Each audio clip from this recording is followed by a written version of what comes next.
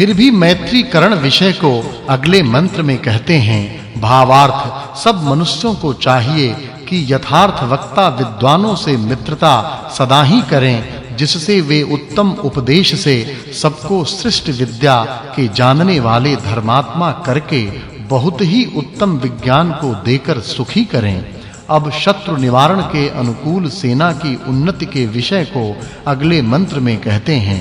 भावार्थ, इस मंत्र में वाचक् लुप्तोपमा अलंकार है। हे राजन, जो लोग उत्तम प्रकार शिक्षित श्रेष्ठ शत्रुओं को शीघ्र पराजय करने वाली सेना को सिद्ध करें, जिनसे दूर स्थान में भी वर्तमान शत्रु लोग डरें, दारिद्र्य और भय को दूर कर अपनी प्रजा को आनंद देकर दुष्टों का निरंतर नाश करें, उनका आप सदा ही सत्कार करो। अब सत्याचरणोत्तमा विषय को अगले मंत्रों में कहते हैं। भावार्थ, हे अध्यापक व राजन, जो जितेंद्रिय दुष्ट आचार के रोकने और सत्य के प्रचार करने वाले सत्यवाणी युक्त और बधिर के सदृश वर्तमान अज्ञ पुरुषों को बोध देते हुए ब्रह्मचर्य आदि उपदेश से अधिक अवस्था वाले करते हुए क्लेश और शत्रुओं के नाश करने वाले होवें, वे ही अपने आत्मा के सदृश आदर करने योग्य होवें।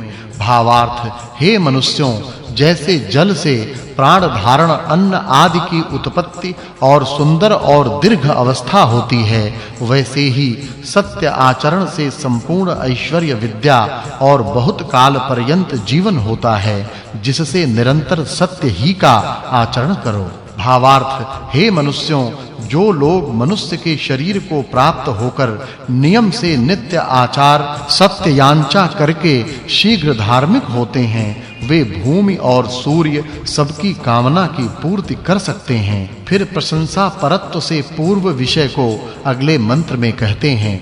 भावार्थ, इस मंत्र में वाचक् लुप्तोपमा अलंकार है। हे मनुष्यों, जो जैसे आप लोगों में धर्मयुक्त नीति का स्थापन करें, उनकी सेवा करके मित्र होके संपूर्ण विद्याओं को जानिए। इस सूक्त में प्रश्न उत्तर, मैत्री शत्रुओं का निवारण, सेना की उन्नति और सत्य आचरण की उत्तमता का वर्णन करने से इसके अर्थ की पूर्व सूक्त के अर्थ के साथ संगति जाननी चाहिए।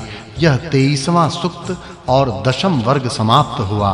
अब 11 ऋचा वाले 24वें सूक्त का आरंभ है। उसके प्रथम मंत्र में ब्रह्मचर्यवान के पुत्र की प्रशंसा करते हैं। भावार्थ, हे मनुष्यों, जो पूर्ण ब्रह्मचर्य को किए हुए का पुत्र और स्वयं भी पूर्ण ब्रह्मचर्य और विद्या से युक्त और प्रशंसित आचरण करने और सुख देने वाला होवे, वह ही आपका और हम लोगों का राजा हो।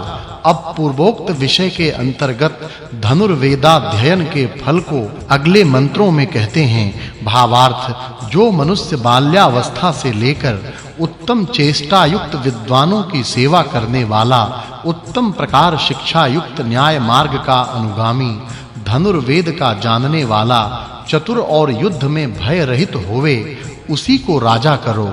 भावार्थ, हे सेना के जनों, जो भृत्यों का रक्षक, उत्साह युक्त और शूरवीर होवे, उसका सत्कार करके, और जो संग्राम को छोड़ के भागते हैं, उनका नहीं सत्कार करके और अत्यंत दंड देकर विजय को प्राप्त होवो। अब अधर्म त्याग से तथा अच्छे कर्म से प्रज्ञा और ऐश्वर्य वृद्धि विषय को अगले मंत्र में कहते हैं।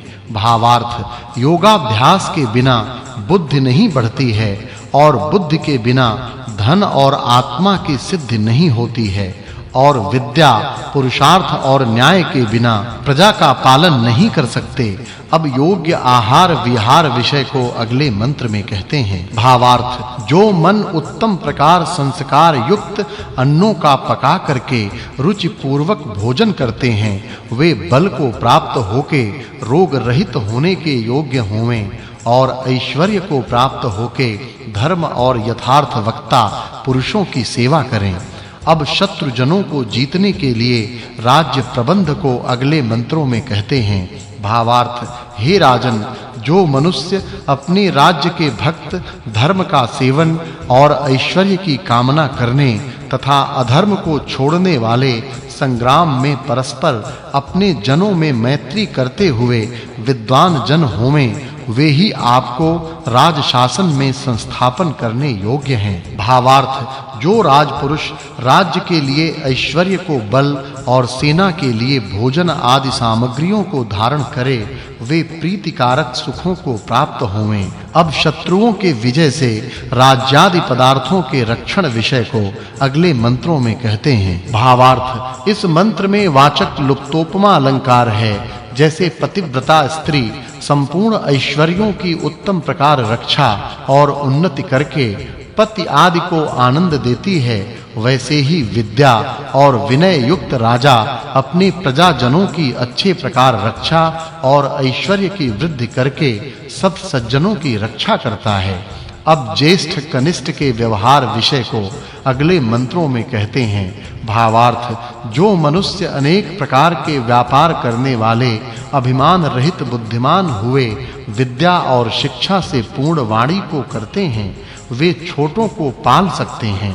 भावार्थ, कौन ऐश्वर्य को बढ़ा सके, इस प्रश्न का जो सब प्रकार पुरुषार्थ युक्त उत्तम प्रकार शिक्षित वाणी से युक्त है, यह उत्तर है। क्योंकि जो आदि में ऐश्वर्य को प्राप्त होवे, वही औरों को देने के योग्य होवे। भावार्थ, हे मनुष्यों, यदि आप लोग धन की इच्छा करो तो धर्म युक्त पुरुषार्थ से योग्य क्रिया को निरंतर करो। इस सुक्त में ब्रह्मचर्य वाले के पुत्र की प्रशंसा, अधर्म के त्याग से और उत्तम कर्म से बुद्धि और ऐश्वर्य की वृद्धि, नियमित आहार विहार, शत्रु का विजय और ज्येष्ठ कनिष्ठ का व्यवहार कहा गया। इससे इस सुक्त के अर्थ की पूर्व सुक्त के अर्थ के साथ संगति जाननी चाहिए। यह 24वां सुक्त और 12वां वर्ग समाप्त हुआ। अब 8 ऋचा वाले 25वें सुक्त का आरंभ है। उसके प्रथम मंत्र में प्रश्नोत्तर विषय का आरंभ किया जाता है। भावार्थ, जो विद्या और मित्रता की कामना करने वाला संपूर्ण जगत का प्रिय आचरण करता और सबका रक्षण करता हुआ अग्नि में होम आदि से प्रजा का हित करे, वही जगत का हित चाहने वाला है। यह उत्तर है। अब राज कर्तव्य विषय को अगले मंत्र में कहते हैं।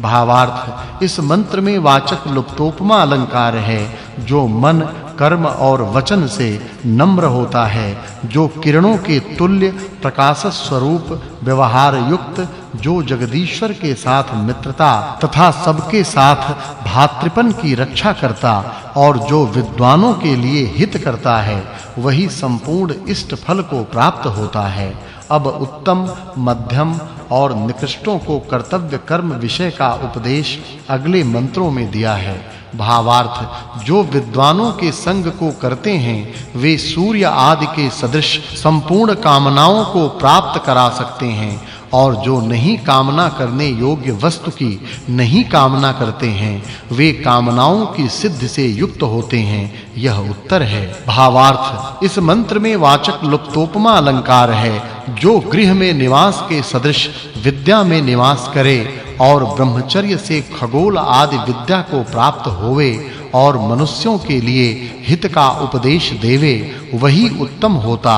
100 वर्ष पर्यंत जीवता और सूर्य आदि को देखता हुआ सब सुखों को देवे। भावार्थ, जो शत्रु रहित परमेश्वर की उपासना करने और सबके प्रिय साधने वाले जन होते हैं, उनको कोई भी शत्रु जीत नहीं सकता है। और जैसे माता व श्रेष्ठ गृह को प्राप्त होकर मनुष्य सुख का आचरण करता है, वैसे ही सब सुखों को प्राप्त होकर निरंतर आनंदित होता है। अब राजा अमात्यादिकों के गुणों को अगले मंत्रों में कहते हैं। भावार्थ, इस मंत्र में उपमा अलंकार है। जो राजपुरुष उत्तम प्रकार संस्कार युक्त अन्न का भोग तथा मित्र और बंधुओं के सदृश वर्ताव करके